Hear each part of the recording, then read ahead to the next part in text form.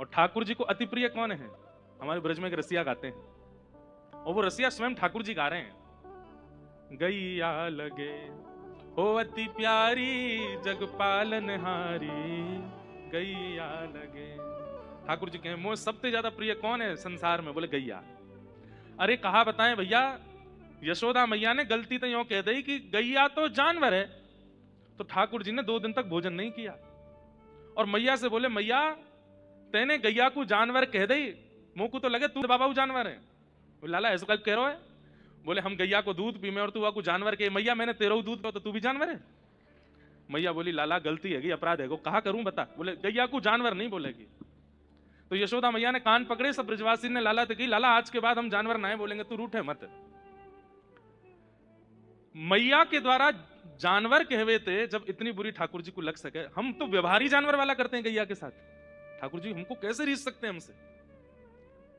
हम प्राचीन भक्तों की कथा सुनते हैं, प्राचीन भक्तों की एक चीज अर्पण होने पर ठाकुर जी प्रत्यक्ष प्रकट हो जाते थे, और हम लोग इतना कुछ देते हैं फिर भी ठाकुर जी प्रसन्न नहीं होते, क्यों? कहीं ना कहीं ठाकुर जी की प्रिय गैया हमसे दुखी है, हमारी सेवा वहां हो नहीं रही। तो मुख्य यजमान तो खाटू श्याम जी हैं, स्वयं चल के खाटू धाम से आए हैं, यहां बैठे हैं। किस लिए? कि भाग्यनगर के लोग यहाँ की गौशाला, यहाँ की गैयाओं की तो सुरक्षा करें।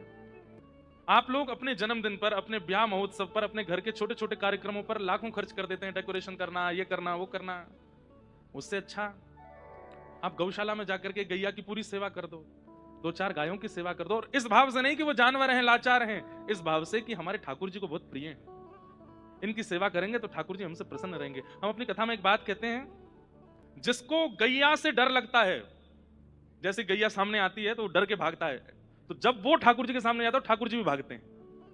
क्यों? बोले तू मेरी गैया से डर है, मैं तोते डरू। गैया गोबर से, गाय मूत्र से, गौ घृत से, गैया के दूध से कई लोग नाक बंद कर लेते हैं अपनी। ऐसे ही जब आप लोग ठाकुर जी के सामने जाते हैं ठाकुर जी भी यूं ही मिलते हैं। बड़ी तो बदबू आ रही है, संसार के विषय में बदबू नहीं आई तुझे? हैं?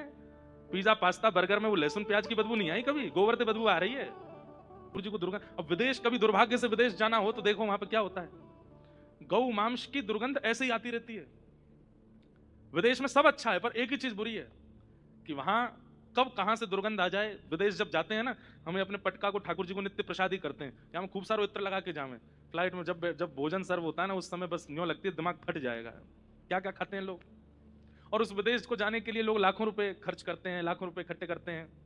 हम अपने खर्चे से नहीं जाते, हमको लोग बुलाते हैं तो जाते हैं। वहां पर सहजी दुर्गंध आती है, और वही दुर्गंध धीरे धीरे भारत में बढ़ती जा रही है। उससे दुर्गंध नहीं आई आपको कभी? भाग्यनगर के जब हम रास्ते से आते हैं तो कहीं हमको कुछ लटके हुए दिखते हैं, जीव जंतु, कहीं कुछ बन रहा है, कहीं कुछ बन रहा है। हमने परसों किसी से पूछा, जहां भी जाता हूं मैं पूछता हूं कि यहां पर स्पेशलिटी क्या है खाने की, तो अगर शुद्ध होता है तो मंगवा लेते हैं, नहीं तो फिर घर में ही बनवाते हैं, जिनके यहां रुकते हैं भाई बना के खिलाओ।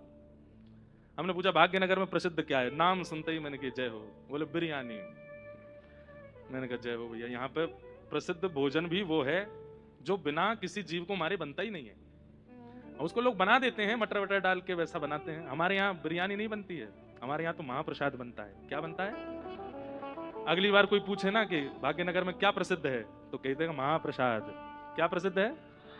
भात को महाप्रसाद बोलते हैं, चावल को महाप्रसाद बोलते हैं। तो ऐसा आपका भाग्यनगर है, यहाँ पर गौशाला है जिसका नाम शिव मंदिर गौशाला है, जो कि कट घरे जा रही गैयाओं को बचा करके 6 गायों से प्रारंभ हुआ, और आज 2500 गायों की वहां सेवा, 2500 गायों की सेवा वहां हो रही है। और भले निष्किंचन भाव से, कोई उसमें कोई, अभी भी आप कथा सुनकर के ही जाइए। हम तो अपनी कथा में कभी दान दक्षिणा की कोई बात करते नहीं, लेकिन भैया अगर ये गौशाला की गैया सब व्यवस्थित हो जाए तो आप लोग प्रयास कीजिएगा। और केवल एक ही गौशाला क्यों, भाग्यनगर में ढूंढिए, और कहां है ऐसे धर्म जागृति की, कहां कहां सेवाएं चल रही हैं, वहां वहां जाकर के अपने अनुदान किया कीजिए, अपने जन्मदिन पर, अपने घर के सदस्यों के साथ में। और हम कह रहे हैं भैया केवल जन्मदिन तो साल में एक ही बार आता है, हर महीना की एक दिन, जैसे एकादशी करते हो, जैसे प्रदोष का व्रत करते हो, ऐसे एक व्रत और ले लीजिए, गौ सेवा का, गौ रक्षा का, धर्म रक्षा का, शास्त्र रक्षा का, नियम रक्षा का। तो आप सब लोग जरूर जरूर जाइए। और वहां शिव मंदिर गौशाला, जो कि भाग्यनगर के पुराने शहर में है, 1996 मतलब हमारी जन्म वर्ष और गौशाला का भी प्रकट वर्ष एक ही है, हमारे बराबर की है गौशाला। वहां गौ सेवा चल रही है, आप लोग वहां जरूर ही अपने अपने भाव प्रस्तुत कीजिएगा। उसी के निमित्त ही श्री खाटू श्याम जी ने इस कथा को राजस्थान से भाग्यनगर शिफ्ट किया कि यहाँ के सब वैष्णव मिलकर के वहां जो यहाँ पढ़ने लिखने वाले बच्चे हैं, जो अभी करियर पर ध्यान दे रहे हैं, उन लोगों से भी मेरी प्रार्थना, बहुत थोड़ा ही सही कुछ करना, जरूर वहां करके जाना और इस प्रकार से धर्म की जागृति का कारण कीजिए। आज कथा में श्री ऋषि जी महाराज भी पधारे हैं, आप भी भागवत जी के वक्ता हैं और श्री हनुमान जी की कृपा से आप भी पर्चा बनाते हैं और लोगों के सन्मुख आते ही उनके सब भाव जो भी बालाजी आज्ञा करते हैं आप प्रकट कर देते हैं। ठाकुर जी खूब कृपा करें, आप ऐसी सनातन के धरोहर को आगे लेकर के चलें। हमारे पूज्य श्री मलुकपीठ वाले महाराज जी के आप कृपा पात्र हैं। महाराज जी भी अभी रवासा धाम में आपके विषय में कह रहे थे, आज आप पधारे, बहुत बहुत धन्यवाद। हमारे शीतल पांडे जी बैठे वो चुपके से धीमे से, सबसे पहले तो कथा का प्रस्ताव यही लेके आए थे हमारे पास। खाटू श्याम जी के ऐसे मधुर मधुर भजन गाते हैं, ये भले ही कितनी भी उम्र के हो जाएं रहेंगे लाला ही, छोटे से ही हैं। अच्छा देखिए, इनको देख करके हमने एक भाव रखा मन में। छोटा बालक गोदी में आता है ना, तो छोटा बालक जो बहुत प्यारा होता है उसको देख के लगता है ये कभी बड़ा ही नहीं हो, ये इतना ही रहे। ऐसे ही हमारे खाटू श्याम जी के गोद के लाला हैं ये। इनको ठाकुर जी कह रहे हैं तुम 100 साल के हो जाओगे तो भी लाला ही रहोगे।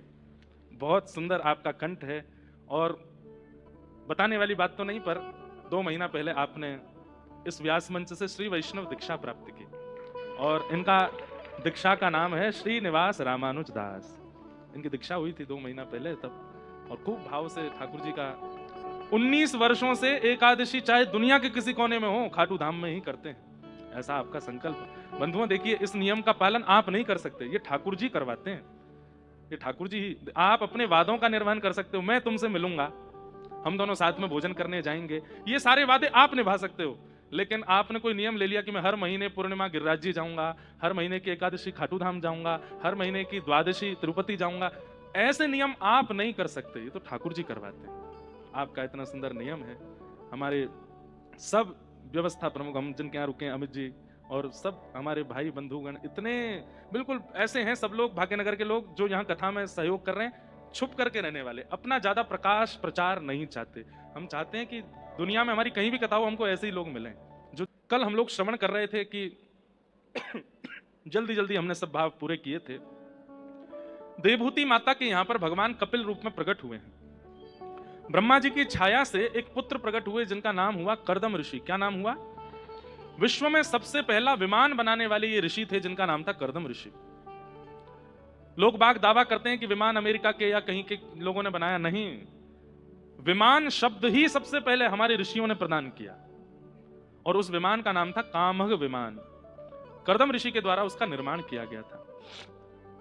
कर्दम ऋषि ने अनेक वर्षों तक तपस्या की और तपस्या के बाद जब ठाकुर जी उनसे प्रसन्न होकर के प्रकट हुए और बोले कि वरदान मांगो, क्या चाहिए, तो कर्दम ऋषि वरदान मांगते हैं। क्या मांग रहे हैं कि तथा सचाहम परिवोढु काम समानशीलां ग्रह में दुधेनुम उपेयवान मूलमशेष मूलम दुराशय काम दुदांग्रिपश्य। सब लोग इधर देखो, सावधानी से सुनो। ये श्लोक जिनके बयान नहीं हुए उनको याद कर लेना चाहिए और नित्य अपने ठाकुर जी से ये श्लोक बोलना चाहिए। इस श्लोक का अर्थ क्या है? जब ठाकुर जी प्रकट होकर के कर्दम ऋषि से बोले कि वरदान मांगो, तो कर्दम ऋषि कहते हैं, नाथ, मेरे अनेक वर्षों की तपस्या का केवल एक फल मुझको दे दीजिए। क्या? मैं जितना आपसे प्रेम करता हूं, मैं जितनी आपकी भक्ति करता हूं, मुझे आपकी कथा सुनने में, सेवा करने में जितनी रुचि है, मुझसे भी दुगनी रुचि वाली एक कन्या से मेरा ब्याह हो जाए। हम आप सब लोगों की संबंध में रिक्वायरमेंट क्या होती है? हम किससे संबंध बनाते हैं? जो रूपवान हो, जो धनवान हो, जो कहीं ना कहीं ऐश्वर्यवान हो, कीर्तिवान हो।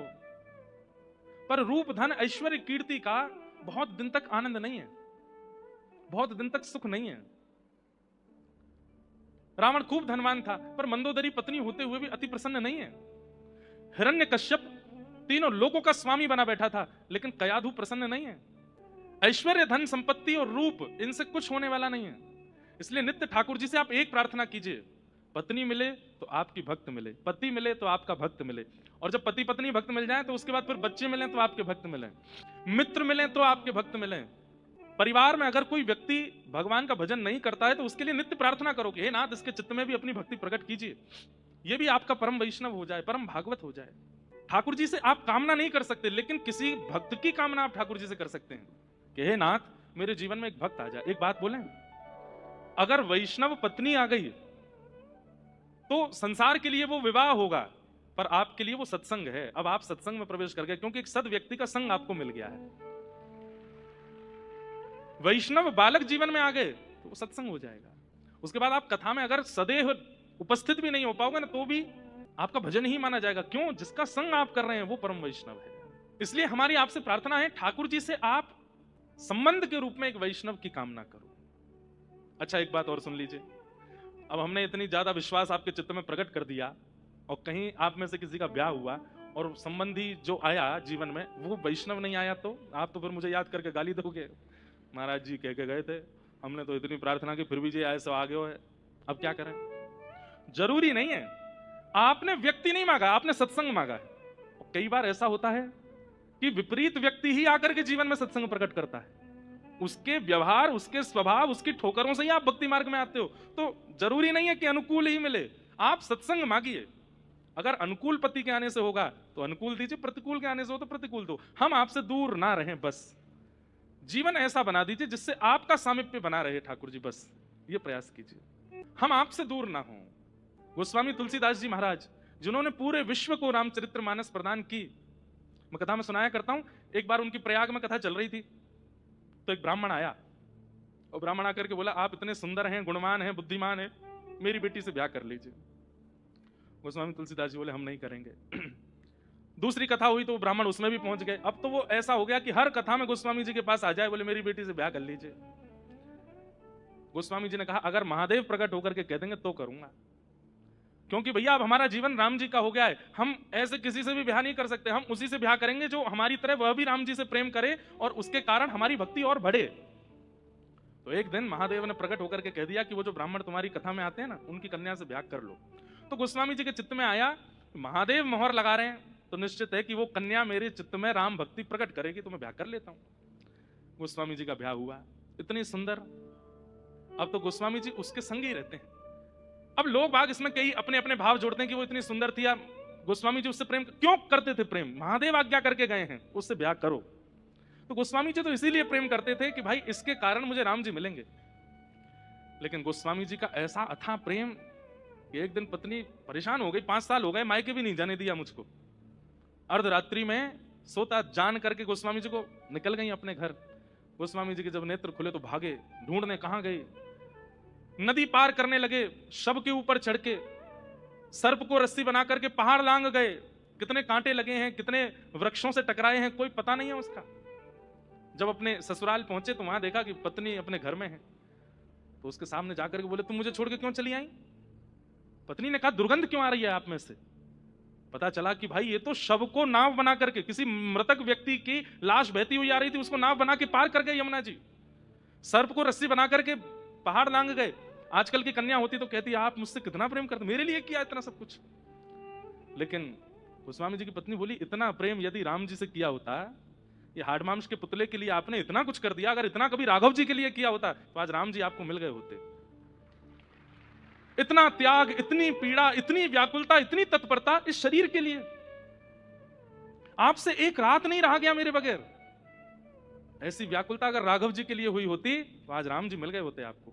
उसी समय गोस्वामी जी के नेत्र बंद हो गए और पूछने लगे स्वयं से, ये सत्य ही तो कह रही है। राम जी के दर्शन के लिए मैंने शव को नाव बना करके कभी पार नहीं किया। कभी आपने सुना?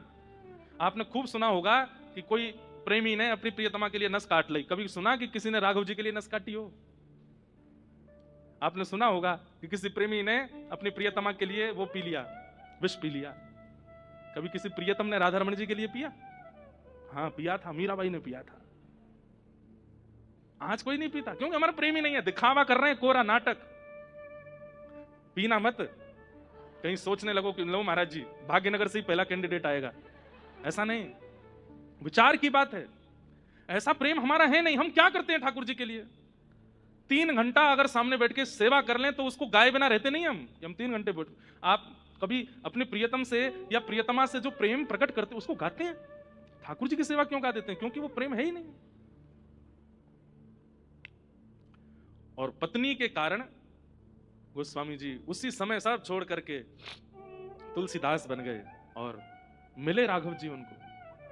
तो अब पत्नी अनुकूल नहीं थी, लेकिन क्योंकि महादेव जानते हैं कि जब प्रतिकूल पत्नी आएगी और वह आकर के इनको ऐसे फटकारेगी तभी राम जी मिलेंगे, तो जरूरी नहीं है कि अनुकूल मिलेगा तो ही भगवत प्राप्ति होगी। कई बार प्रतिकूल के मिलने से भगवत प्राप्ति होती है।